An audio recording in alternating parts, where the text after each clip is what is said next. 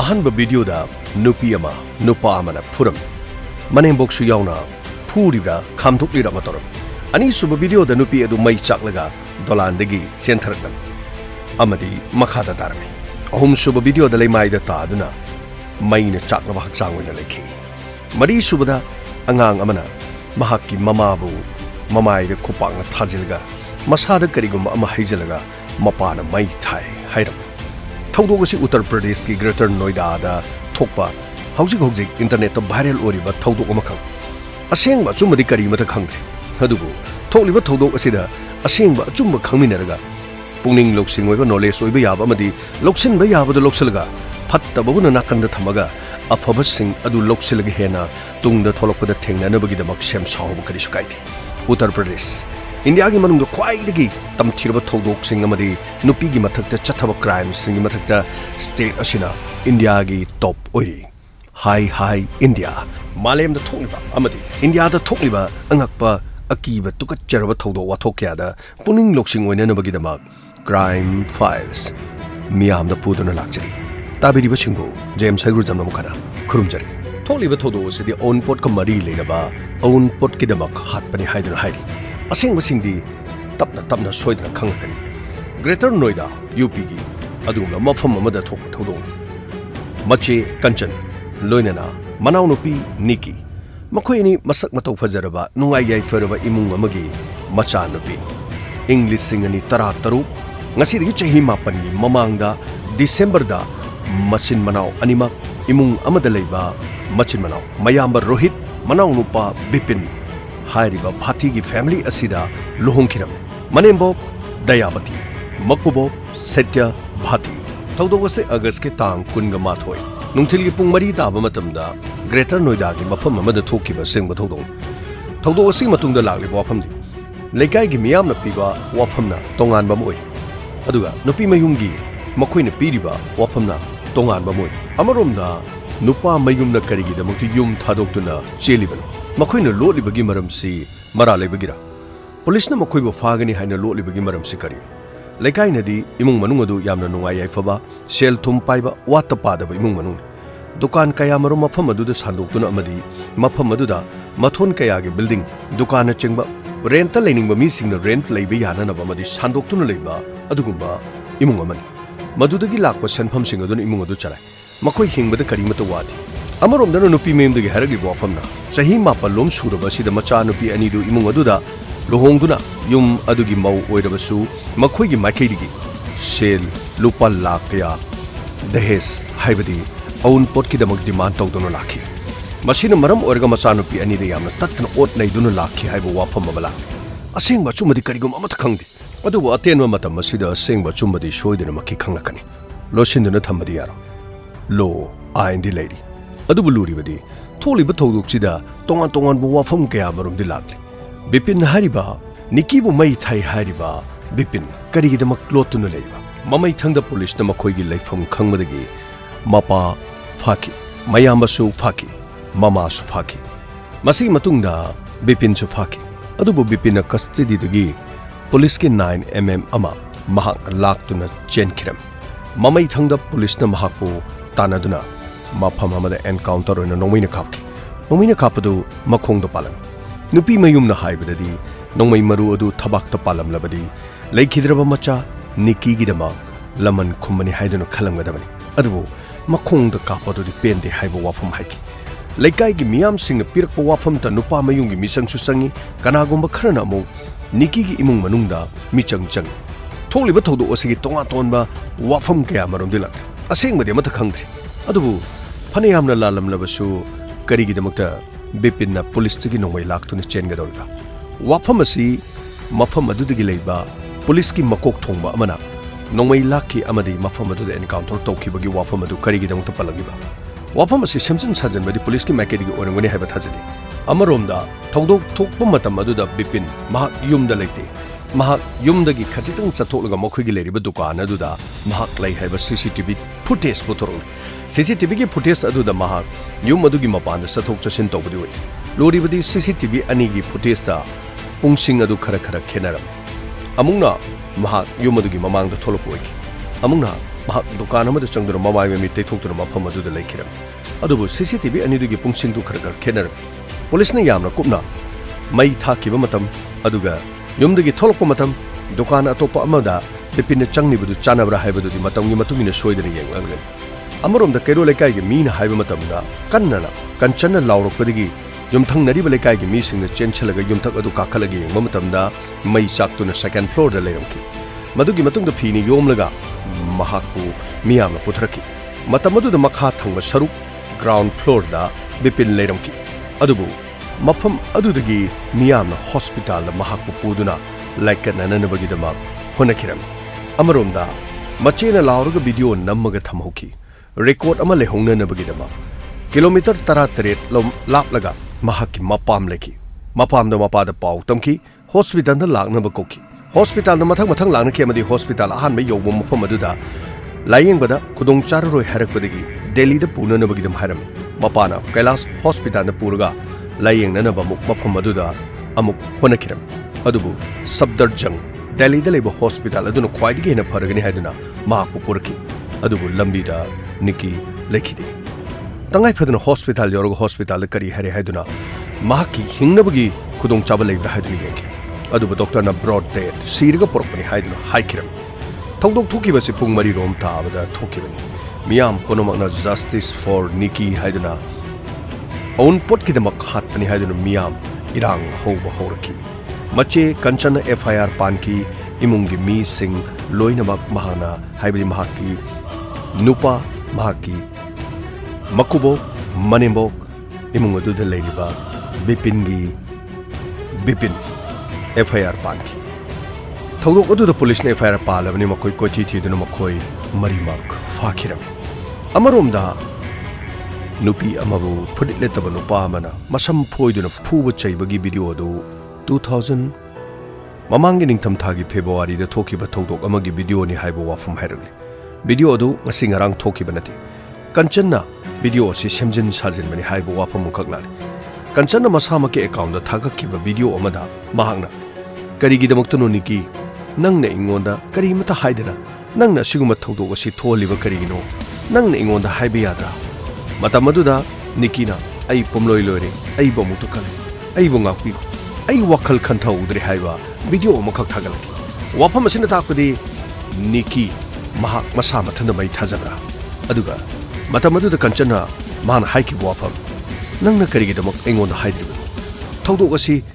thoktringi da nangna engonda haifam thoktabra haiki wafam asina thogdok asi tasengna masa mathanda mai tharaga sijakibra amaromda mo mahakki nupina karigi mai chaklibno hangba matamda thogdok asi imung manungda gas cylinder gi regulator da mai horukpadigi mahakki loinabi masa mathanda mai ni chakibani mahak karimata tawkiba leite wafam asi mahana haikirame police na hangba wahang amada nahakki nupina lekhidabada kari nangoda nungai tabalei haiba matamdasu mangoda nungai tab amata leite karigida makhariba tasinmak thokiba thogdok sima gi nupina masa mathanda mai thajaduna masana sijakiba oiba tarabasu nupi edu lekhidabagi damak ai nungai te haiba wafam haidribagi maram karigi mahakki loinabina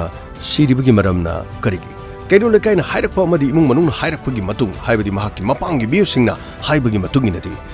machanupi anisi haujiki matamgi mau leisabai mathong maram khangdana reels pangnamta namaga pangthada thagatpa asina thawdok asi thokibani imung asita khwaidi ngangnari wafamdi reels namba kanchan loinana mahakki manaunupi NIKKI parlor ama hangi beauty parlor hangba si mahakki nupana pamamde beauty parlor hangnan bagidamuk senpham asi mahakki mapamdagi mapana ni thari na pirak senpham na hangmani haibo wafam asi imung adu da mateng pangnana bagidamak manau nupi NIKKI loinana mache kanchanna makhoina tongan hangba store aduna imung adu chalaibani haibo wafam makhak lakhi amaromda kero lekai gi minadi makhoina hangliba parlor adu imung manung aduna pamde aduna parlor asi hanglagunu haidu imung manungda khanar matam kuire haibo wafam asi amaromdana matam kharagi mamanga mapuroibaga reels namduna Instagram da thagatpa matamda mapuroibana karimata haidraga mahakna parlor hanglaba matungda mahakna reels khara thagatpada mapuroibana karigi yengselibano haibasi kaino lekaina haibagi matung inadi mapuroibana mahakki nupina tongan reels kya namaga mahakki mache kanchan manau nupi NIKKI na reels मथंग मथंग नमदुना social media दा थागतपसि मपुरुबना पामदे हाइबसि मसिना मरम ओरगे इमुंग मनुंग नंगनादुना दुम मतम पुनुमुक्ता लाई हाइबो वाफुं क्या लागी निक्की की इंस्टाग्राम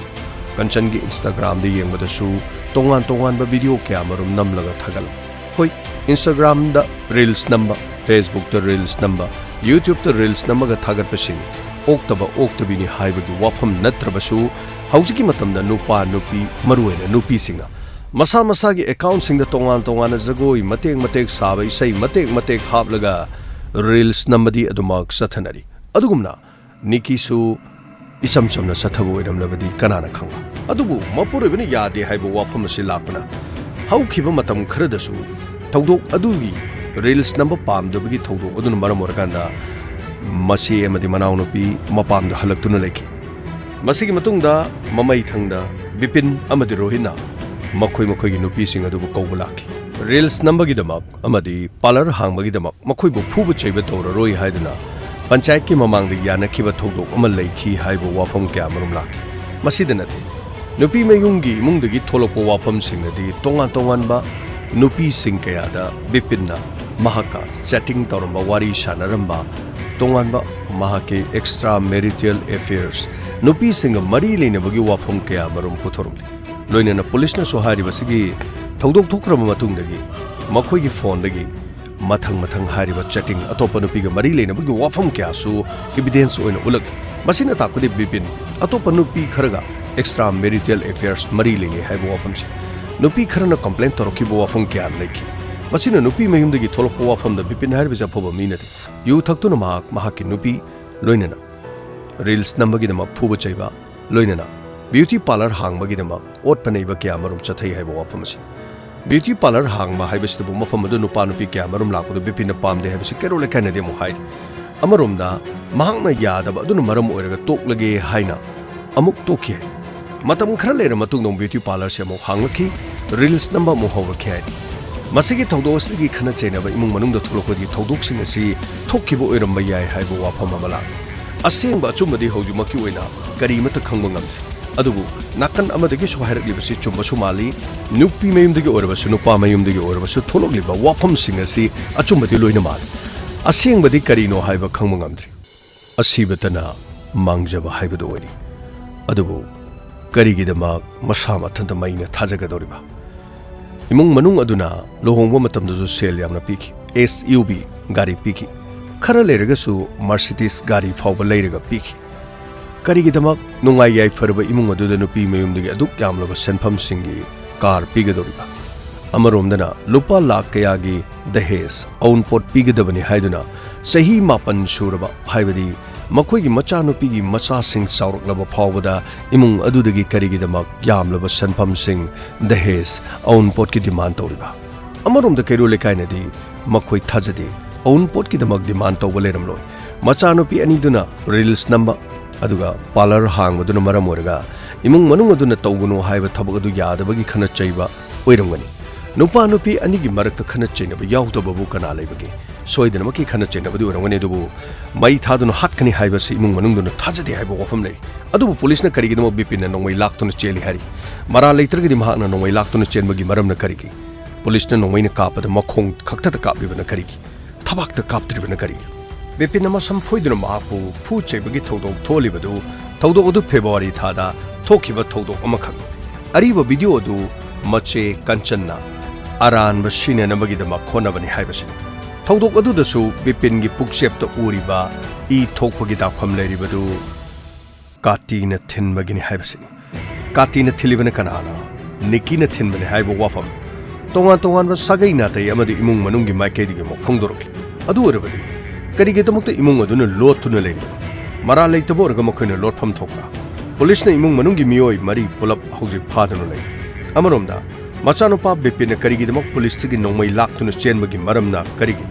लांदबो ओरबदि पुलिसना मो नोंमैना कापलिबदुना करी मरमगी अमुक ओइगदोरिबा थौदोक असिना लांदबो ओरबदि बिपिन सेनफम थोकप्रा अदु ओरबदि कैरो लेकाइगी मियोसिना तोंगा तोंगानु मीडियागी मफमदा पीरिबा वाफमसिंगदि कंचन अमदी निक्की मखोई अनीना रील्स नंबदु मियाम पुनमक मसखंग अदुगा मखोइना पार्लर हांगलिबदुसु मसखंग ꯑꯃꯔꯣꯝꯗꯅ ꯑꯃꯨꯛ ꯏꯃꯨꯡ ꯑꯗꯨ ꯆꯂꯥꯏꯔꯤꯕꯗꯨ ꯃꯆꯦ ꯀꯟꯆꯟ ꯑꯃꯗꯤ ꯅꯤꯛꯀꯤꯅ ꯄꯥꯔꯂꯔ ꯍꯥꯡꯗꯨꯅ ꯃꯈꯣꯏꯅ ꯇꯥꯜꯂꯛꯄ ꯁꯦꯟꯐꯝ ꯑꯗꯨꯅ ꯏꯃꯨꯡ ꯑꯗꯨ ꯆꯂꯥꯏꯔꯤ ꯀꯩꯔꯣꯜ ꯂꯩꯀꯥꯏꯅ ꯑꯃꯨꯛ ꯍꯥꯏꯕꯅ ꯃꯈꯣꯏꯒꯤ ꯗꯨꯀꯥꯟ ꯀꯌꯥꯃꯔꯨꯝ ꯊꯧꯗꯣꯛ ꯊꯣꯛꯐꯝ ꯑꯗꯨꯗꯒꯤ ꯏꯅꯛ ꯅꯛꯅ ꯃꯈꯣꯏꯒꯤ ꯔꯦꯟꯇ ꯁꯥꯟꯗꯨꯅ ꯂꯩ ꯃꯗꯨꯗꯒꯤ ꯌꯥꯝꯂꯕꯗ ꯊꯥꯗ ꯂꯨꯄꯥ ꯂꯥꯈ ꯑꯃ ꯍꯦꯟꯅ ꯔꯦꯟꯠꯀꯤ ꯁꯦꯟꯐꯝ ꯂꯥꯛꯏ ꯃꯗꯨꯅ ꯏꯃꯨꯡ ꯃꯅꯨꯡ ꯑꯗꯨ ꯄꯨꯕꯅꯤ ꯍꯥꯏꯕꯅꯤ ꯀꯩꯔꯣꯜ ꯂꯩꯀꯥꯏꯅ ꯍꯥꯏꯔꯛꯄꯒꯤ ꯃꯇꯨꯡꯏꯟꯅ ꯕꯤꯄꯤꯟ ꯌꯨꯗꯤ ꯊꯛꯏ ꯑꯗꯨꯕꯨ ꯃꯍꯥꯛ ꯅꯨꯄꯤ ꯃꯩ ꯊꯥꯗꯨꯅ ꯍꯥꯠꯀꯗꯕ ꯃꯤ ꯅꯠꯇꯦ ꯉꯥꯎꯁꯤꯟꯅꯕ ꯐꯩꯖꯤꯟꯅꯕ ꯍꯥꯏꯅ ꯇꯥꯟꯅꯕ ꯌꯥꯗꯕ ꯃꯤ ꯑꯃ ꯅꯠꯇꯦ ꯃꯄꯥꯒꯤ ꯐꯝꯂꯤꯕ ꯗꯨꯀꯥꯟ ꯃꯐꯝ ꯑꯗꯨꯗ ꯈ꯭ꯋꯥꯏꯗꯒꯤ ꯆꯥꯎꯕ ꯗꯨꯀꯥꯟ ꯑꯃꯅꯤ ꯍꯥꯏꯕꯁꯤꯅꯤ ꯗꯨꯀꯥꯟ ꯑꯗꯨꯗ ꯃꯄꯥꯒꯤ ꯃꯇꯦꯡ ꯄꯥꯡꯗꯨꯅ ꯂꯩ ꯃꯈꯣꯏꯅ ꯔꯦꯟꯇ ꯁꯥꯟꯗꯣꯛꯂꯤꯕ ꯗꯨꯀꯥꯟꯁꯤꯡ ꯑꯗꯨꯗꯁꯨ ꯃꯈꯣꯏꯅ ꯌꯦꯡꯁꯤꯟꯗꯨꯅ ꯂꯩ ꯍꯥꯏꯕ ꯋꯥꯐꯝꯅꯤ ꯊꯧꯗꯣꯛ ꯑꯗꯨꯗ ꯅꯨꯡꯊꯤꯜꯒꯤ ꯃꯇꯝ ꯑꯗꯨꯗ CCTVꯗ ꯃꯍꯥꯛ ꯆꯠꯊꯣꯛ ꯆꯠꯁꯤꯟ ꯇꯧꯕ ꯎꯔꯤ ꯃꯆꯥꯅꯨꯄꯥꯒꯁꯨ ꯃꯐꯝ ꯑꯗꯨꯗ ꯑꯃꯗꯤ ꯃꯌꯥꯝꯕꯩ ꯃꯆꯥꯁꯤꯡꯒꯁꯨ ꯌꯨꯝ ꯑꯗꯨꯒꯤ ꯃꯃꯥꯡꯗ ꯁꯥꯟꯅꯕꯁꯨ ꯎꯈꯤ ꯑꯗꯨꯕꯨ ꯀꯔꯤꯒꯤꯗꯃꯛ ꯕꯤꯄꯤꯟꯒꯤ ꯃꯆꯥꯅ ꯃꯄꯥꯅ ꯃꯃꯥꯗ ꯃꯃꯥꯏꯗ ꯈꯨꯄꯥꯛꯅ ꯊꯥꯏ ꯑꯗꯨꯒ ꯀꯔꯤꯒꯨꯝꯕ ꯃꯍꯤ ꯑꯃ ꯍꯩꯖꯤꯜꯂꯒ ꯂꯥꯏꯇꯔꯅ ꯈꯦꯠꯂꯒ ꯃꯩ ꯊꯩ ꯍꯥꯏꯔꯤꯕꯅ ꯀꯔꯤ ꯑꯃꯔꯣꯝꯗ ꯋꯥꯐꯝ ꯑꯁꯤ ꯑꯉꯥꯡ ꯑꯗꯨꯗ ꯁꯦꯝ ꯁꯥꯗꯨꯅ ꯅꯨꯄꯤ ꯃꯌꯨꯝꯅ ꯍꯥꯏꯍꯟꯕꯅꯤ ꯍꯥꯏꯗꯨꯅ ꯕꯤꯄꯤꯟꯒꯤ ꯏꯃꯨꯡ ꯃꯅꯨꯡꯒꯤ ꯃꯥꯏꯀꯩꯗꯒꯤ ꯋꯥꯐꯝ ꯑꯁꯤ ꯐꯣꯡꯗꯣꯔꯛꯂꯤ ꯑꯁꯦꯡꯕ ꯑꯆꯨꯝꯕꯗꯤ ꯀꯔꯤꯅꯣ ꯍꯥꯏꯕ ꯑꯃꯠꯇ ꯈꯪꯗ꯭ꯔꯤ ꯉꯁꯤꯒꯤ ꯊꯧꯗꯣꯛ ꯑꯁꯤ ꯏꯟꯇꯔꯅꯦꯠꯇ ꯈ꯭ꯋꯥꯏꯗꯒꯤ ꯚꯥꯏꯔꯦꯜ ꯑꯣꯏꯔꯤꯕ ꯏꯟꯗꯤꯌꯥꯒꯤ ꯃꯅꯨꯡꯗ ꯊꯣꯛꯂꯤꯕ ꯊꯧꯗꯣꯛ ꯋꯥꯊꯣꯛꯁꯤꯡꯒꯤ ꯃꯅꯨꯡꯗ ꯑꯃꯈꯛꯇꯤ ꯑꯣꯏꯔꯤ ꯋꯥꯔꯤ ꯑꯁꯤ ꯇꯝꯖꯕꯒꯤ ꯃꯔꯝꯗꯤ ꯃꯤꯌꯥꯝꯗ ꯑꯁꯤꯒꯨꯝꯕ ꯊꯧꯗꯣꯛ ꯑꯃ ꯑꯎꯟꯄꯣꯠꯀ ꯃꯔꯤ ꯂꯩꯅꯕ ꯃꯇꯝ ꯂꯣꯏꯅꯅ ꯏꯃꯨꯡ ꯃꯅꯨꯡꯗ ꯃꯆꯥ ꯃꯁꯨꯅ ꯑꯇꯣꯞꯄ ꯁꯥꯒꯩꯗ ꯃꯌꯨꯝ ꯄꯥꯟꯈꯤꯕ ꯃꯇꯝꯗ ꯑꯁꯤꯒꯨꯝꯕ ꯊꯧꯗꯣꯛ ꯊꯣꯛꯂꯛꯄ ꯃꯇꯝꯗ ꯏꯃꯨꯡ ꯃꯅꯨꯡꯗ ꯄꯥꯎ ꯁꯣꯏꯗꯅ ꯇꯝꯂꯝꯒꯅꯤ ꯄꯥꯎ ꯇꯝꯂꯕꯗꯤ ꯃꯇꯝ ꯑꯗꯨꯗ ꯊꯧꯗꯣꯛ ꯍꯦꯛ ꯊꯣꯛꯂꯛꯄ ꯍꯧꯕꯒ ꯄꯨꯂꯤꯁꯇ ꯀꯝꯄ꯭ꯂꯦꯟ ꯇꯧꯗꯨꯅ ꯃꯇꯝ ꯑꯗꯨꯒꯤ ꯆꯞ ꯆꯥꯅ ꯄꯥꯎ ꯇꯝꯗ꯭ꯔꯤꯕ ꯀꯔꯤꯒꯤꯅꯣ ꯑꯃꯔꯣꯝꯗ ꯍꯥꯏꯔꯤ ꯇꯣꯉꯥꯟ ꯇꯣꯉꯥꯟꯕ ꯅꯨꯄꯤ ꯀꯌꯥꯒ ꯃꯔꯤ ꯂꯩꯅꯕꯒꯤꯗꯃꯛ ꯀꯝꯄ꯭ꯂꯦꯟ ꯇꯧꯔꯛꯄꯗꯒꯤ ꯕꯤꯄꯤꯟ ꯃꯍꯥꯛꯀꯤ ꯃꯊꯛꯇ ꯊꯧꯗꯣꯛ ꯋꯥꯊꯣꯛ ꯈꯔ ꯄꯨꯂꯤꯁꯇ ꯀꯝꯄ꯭ꯂꯦꯟ ꯇꯧꯕ ꯂꯩ ꯍꯥꯏꯔꯤ ꯑꯃꯔꯣꯝꯗ ꯅꯨꯄꯥ ꯃꯌꯨꯝꯒꯤ ꯃꯥꯏꯀꯩꯗꯒꯤ ꯁꯦꯝꯖꯤꯟ ꯁꯥꯖꯤꯟꯕ ꯋꯥꯐꯝꯅꯤ ꯍꯥꯏꯔꯤ ꯑꯃꯔꯣꯝꯗꯅ ꯐꯣꯟꯗ ꯋꯥꯔꯤ ꯁꯥꯟꯅꯕꯒꯤ ꯆꯦꯠ ꯇꯧꯈꯤꯕꯒꯤ ꯁ꯭ꯀ꯭ꯔꯤꯟ ꯁꯣꯠꯅꯆꯤꯡꯕ ꯑꯗꯨ ꯃꯊꯪ ꯃꯊꯪ ꯎꯠꯂꯛꯂꯤ ꯑꯁꯦꯡꯕ ꯑꯆꯨꯝꯕꯗꯤ ꯁꯣꯏꯗꯅꯃꯛꯀꯤ ꯄꯨꯂꯤꯁꯅ ꯊꯤꯖꯤꯜꯂꯒ ꯄꯨꯊꯣꯔꯛꯀꯅꯤ ꯊꯥꯖꯔꯤ ꯑꯗꯨꯕꯨ ꯕꯤꯄꯤꯟꯅ ꯇꯁꯦꯡꯅꯃꯛꯀꯤ ꯅꯤꯛꯀꯤ ꯍꯥꯠꯈꯤꯕ꯭ꯔꯥ ꯅꯠꯇ꯭ꯔꯒ ꯅꯤꯛꯀꯤꯅ ꯃꯁꯥ ꯃꯊꯟꯇ ꯁꯤꯖꯈꯤꯕ꯭ꯔꯥ ꯋꯥꯐꯝ ꯑꯁꯤꯗ ꯇꯣꯉꯥꯟ ꯇꯣꯉꯥꯟꯕ ꯀꯌꯥ ꯃꯔꯝꯗꯤ ꯊꯣꯛꯂꯤ ꯑꯁꯦꯡꯕ ꯑꯆꯨꯝꯕꯗꯤ ꯁꯣꯏꯗꯅ ꯊꯣꯔꯛꯀꯅꯤ ꯈꯜꯂꯤ ꯑꯗꯨꯕꯨ ꯍꯧꯖꯤꯛ ꯏꯟꯇꯔꯅꯦꯠꯇ ꯈ꯭ꯋꯥꯏꯗꯒꯤ ꯚꯥꯏꯔꯦꯜ ꯑꯣꯏꯔꯤꯕꯁꯤ ꯅꯤꯛꯀꯤꯒꯤ ꯃꯤꯁꯤ ꯃꯤꯍꯥꯠ ꯑꯁꯤ ꯑꯁꯦꯡꯕ ꯑꯆꯨꯝꯕ ꯃꯁꯥꯃꯛꯅ ꯁꯤꯔꯤꯕ꯭ꯔꯥ ꯅꯠꯇ꯭ꯔꯒ ꯕꯤꯄꯤꯟꯅ ꯍꯥꯠꯂꯤꯕ꯭ꯔꯥ ꯋꯥꯐꯝ ꯑꯁꯤꯒꯤ ꯑꯁꯦꯡꯕ ꯑꯆꯨꯝꯕꯗꯨꯗꯤ ꯉꯥꯏꯃꯤꯟꯅꯕ ꯇꯥꯔꯤ ꯑꯅꯤꯁꯨꯕ ꯄꯥꯔꯠ ꯑꯃꯨꯛ ꯉꯥꯏꯃꯤꯟꯅꯔꯁꯤ ꯄꯨꯝꯅꯃꯛꯄꯨ ꯈꯨꯔꯨꯝꯖꯔꯤ